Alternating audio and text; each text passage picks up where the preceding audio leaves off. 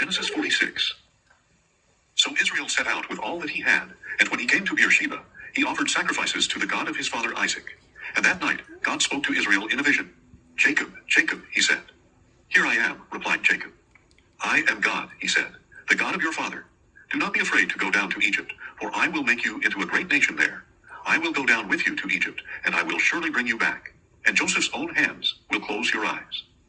Then Jacob departed from Beersheba, and the sons of Israel took their father Jacob in the wagons Pharaoh had sent to carry him, along with their children and wives. They also took the livestock and possessions they had acquired in the land of Canaan, and Jacob and all his offspring went to Egypt. Jacob took with him to Egypt his sons and grandsons, and his daughters and granddaughters, all his offspring.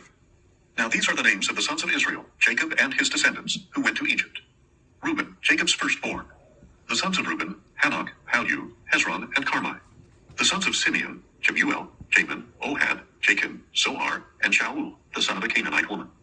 The sons of Levi, Gershon, Kohath, and Merari. The sons of Judah, Onan, Shelah, Perez, and Zerah. But and Onan died in the land of Canaan. The sons of Perez, Hezron, and Hamel. The sons of Issachar, Tola, Puvah, Job, and Shimron. The sons of Zebulun, Sered, Elon, and Jaliel. These are the sons of Leah, born to Jacob in Padan Aram, in addition to his daughter Dinah. The total number of sons and daughters was 33. The sons of Gad, Ziphion, Haggai, Shunai, Esbon, Eri, Herodai, and Arilai. The children of Asher, Imnah, Ishva, Ishvi, Beriah, and their sister Serah. The sons of Beriah, Heber, and Malchiel. These are the sons of Jacob born to Zilpah, whom Laban gave to his daughter Leah, 16 in all. The sons of Jacob's wife Rachel, Joseph, and Benjamin. Manasseh and Ephraim were born to Joseph in the land of Egypt by Asenath, daughter of Potipherah, priest of On. The sons of Benjamin, Bela, Becher, Ashbel, Gera, Naaman, Ehi, Rosh, Muppim, Huppim, and Ard. These are the sons of Rachel, born to Jacob, 14 in all. The son of Dan, Hushim. The sons of Naphtali, Jaziel, Guni, Jezer, and Shillam. These are the sons of Jacob, born to Bilhah, whom Laban gave to his daughter Rachel, 7 in all. All those belonging to Jacob who came to Egypt, his direct descendants, besides the wives of Jacob's sons, numbered 66 persons. And with the 2 sons who had been born to Joseph in Egypt, the members of Jacob's family who went to Egypt were 70 in all. Now Jacob had sent Judah ahead of him to Joseph to get directions to Goshen. When Jacob's family arrived in the land of Goshen, Joseph prepared his chariot and went there to meet his father Israel. Joseph presented himself to him, embraced him, and wept profusely. Then Israel said to Joseph, Finally I can die, now that I have seen your face and know that you are still alive. Joseph said to his brothers and to his father's household, I will go up and inform Pharaoh. My brothers and my father's household from the land of Canaan have come to me. The men are shepherds. They raise livestock, and they have brought their flocks and herds, and all that they own.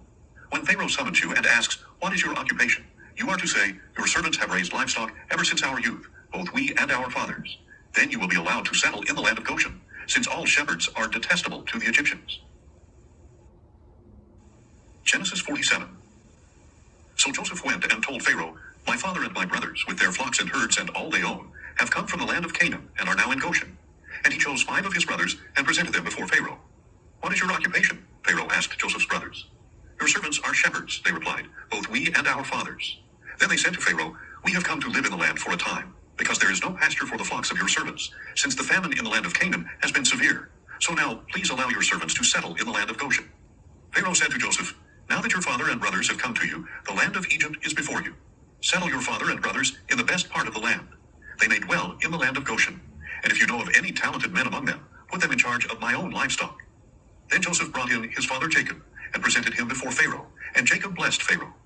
How many years have you lived? Pharaoh asked. My travels have lasted 130 years, Jacob replied. My years have been few and hard, and they have not matched the years of the travels of my fathers. Then Jacob blessed Pharaoh and departed from his presence.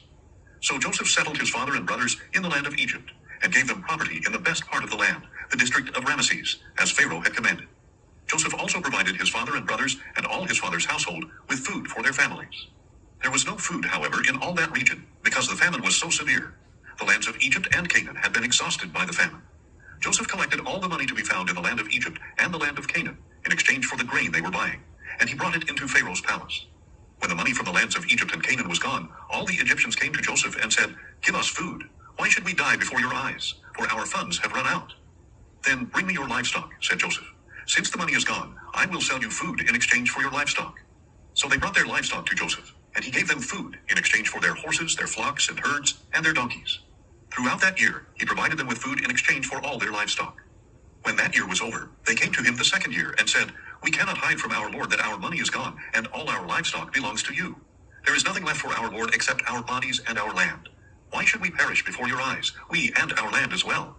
Purchase us and our land in exchange for food. Then we, along with our land, will be slaves to Pharaoh. Give us seed that we may live and not die, and that the land may not become desolate." So Joseph acquired for Pharaoh all the land in Egypt. The Egyptians, one and all, sold their fields because the famine was so severe upon them. The land became Pharaoh's, and Joseph reduced the people to servitude from one end of Egypt to the other. However, he did not acquire the priest's portion of the land, for it had been given to them by Pharaoh. They ate the rations that Pharaoh supplied, so they did not sell their land. Then Joseph said to the people, "Now that I have acquired you and your land for Pharaoh this day, here is seed for you to sow in the land.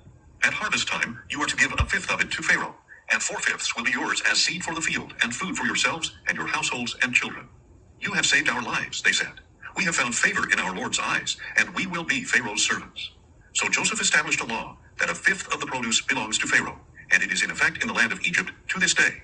Only the priest's land does not belong to Pharaoh.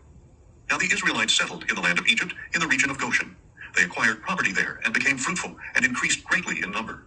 And Jacob lived in the land of Egypt 17 years, and the length of his life was 147 years.